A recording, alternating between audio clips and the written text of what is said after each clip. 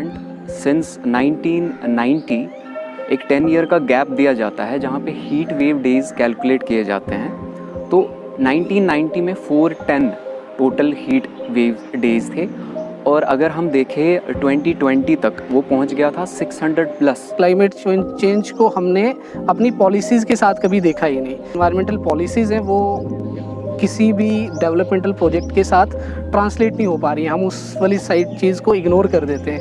हमेशा हमने देखा है कि किसी भी डेवलपमेंटल प्रोजेक्ट पे शुरू से बात होती है, एनवायरमेंटल पॉलिसी की जो क्लियरेंस होती है वो बहुत सारे डिपार्टमेंट्स में बहुत बार पड़ी रहती है।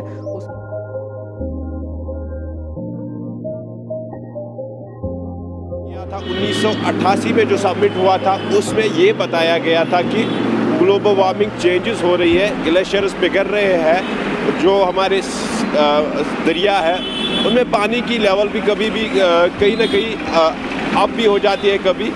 और उस सबमिट में ये कहा गया था कि हर साल 0.14 डिग्री सेल्सियस टेम्परेचर हर साल इंक्रीज़ हो जाएगा। अगरचे गवर्नमेंट की तरफ से कोशिशें रहती है कि इसको हम कैसे डिफेंड करें। अगर हर साल एनवायरमेंटल डे भी सेलिब्रेट किया जाता है, उस दिन यही बताया जाता है, बड़े बड़े मंत्री आते हैं, प्रोग्राम्स अटेंड करते हैं, बताया यही जाता है कि पेड़ पौधों की कितनी अहमियत है। मगर दूसरी तरफ से अगर हम देखें तो ऐसे ही पेड़ पौधे जो हमारे हैं, हमारे जंगलात हैं, उनको काटा जाता है। हम यहाँ पे कुछ स्कॉलर्स से भी बात करेंगे, उनसे भी राय जानते हैं।